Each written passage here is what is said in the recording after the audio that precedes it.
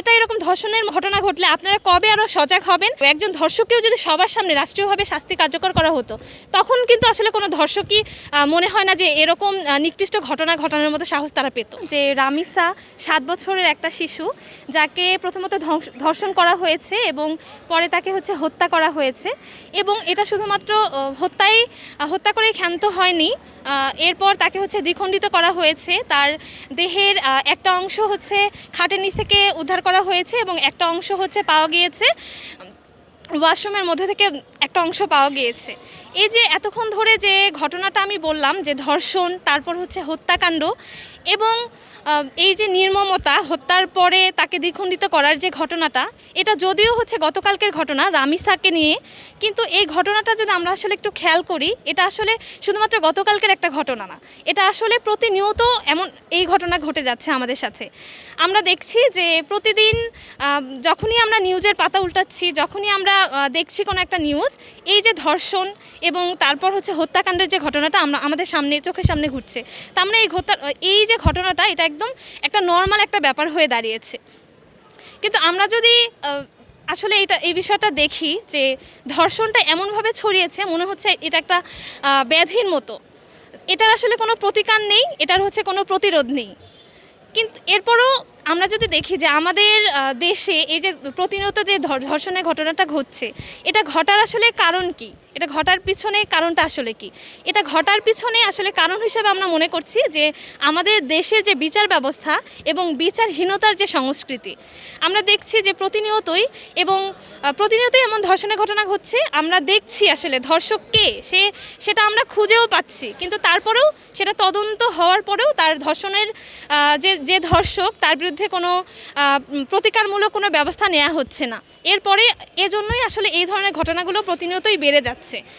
এখন আসলে আমরা যদি বলি যে এই যে বিচারহীনতার সংস্কৃতি, আমাদের কাছে ঘটনাটা এরকম হয়েছে যে যখনই কোনো ঘটনা ঘটছে এরকম ধর্ষণের মতো নির্মম ঘটনাগুলো, তখনই আমাদের কাজটা কি? আমরা দেখি যে আমরা ফেসবুকে পোস্ট করছি, কিছু আমাদের কষ্টের কথাগুলো শেয়ার করছি, যে আমরা অনেক ব্যথিত, আমরা অনেক কষ্ট পেয়েছি এই ঘটনা থেকে।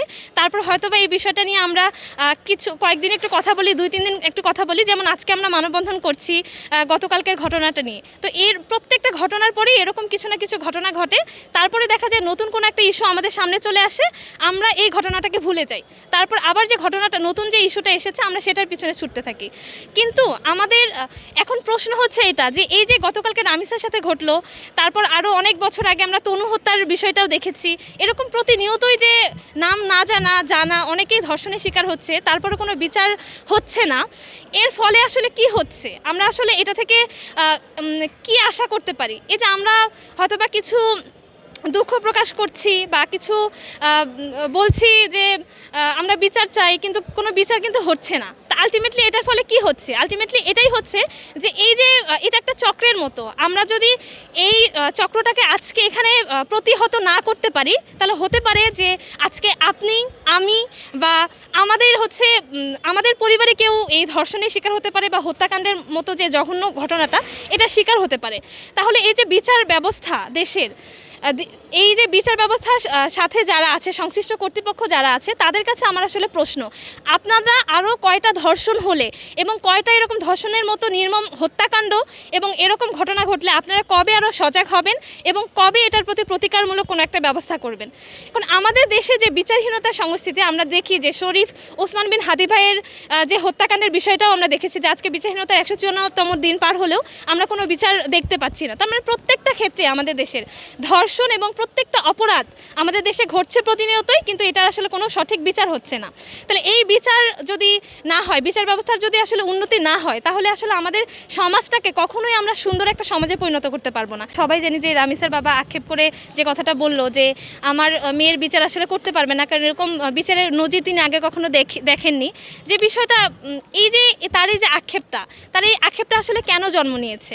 কারণ আমাদের সমাজের যে বিচার ব্যবস্থা বা আমাদের যে প্রশাসনিক যে অবকাঠামো, এইটার আমরা প্রতিনিয়তই ব্যর্থ হচ্ছি। যে কোনো ধরনের অন্যায়, যে কোনো অন্যায়ের বিরুদ্ধে যে সেটা সুষ্ঠু তদন্ত করা এবং সেটার সুষ্ঠু বিচার নিশ্চিত করা, এটা প্রতিটা ক্ষেত্রে আসলে সরকার ব্যর্থ হচ্ছে।